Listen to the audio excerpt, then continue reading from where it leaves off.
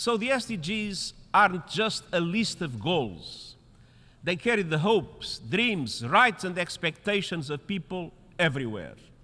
The Nigeria Tobacco Control Alliance has decried the paltry budgetary allocation to tobacco control in the country.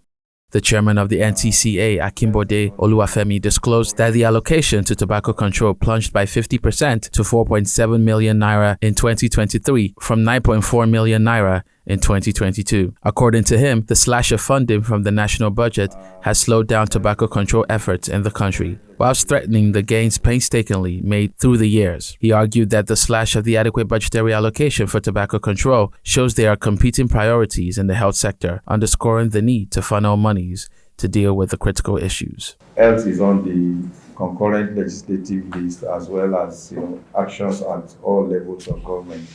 We expect that the state government also needs to begin to make budgetary provisions and begin to institutionalize tobacco control into their healthcare programs.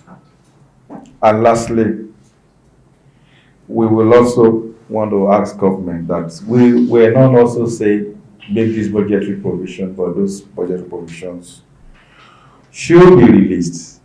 It's one thing to make a budget, and it's another thing that those funds are released, and that every mechanism for funding tobacco control as contained in the National Tobacco Control Act 2015 should be activated so that impactful tobacco control can start with governments across the country. On his part, the NTCA program officer, Chibike Wokorie, said the government needs to take tobacco control seriously. It's a big business, which most of us even know better than us. It's a big business. And so it's not something you want to grow. Government wants to fight such a thing. We are budgeting 4.7 million in a year for Nigeria. As I asked the other time, a rhetorical question, that budget, was it for a meeting of the National Tobacco Control Committee, or what can 4.7 million? So that is the link between tobacco. So if you control it properly, as WHO says,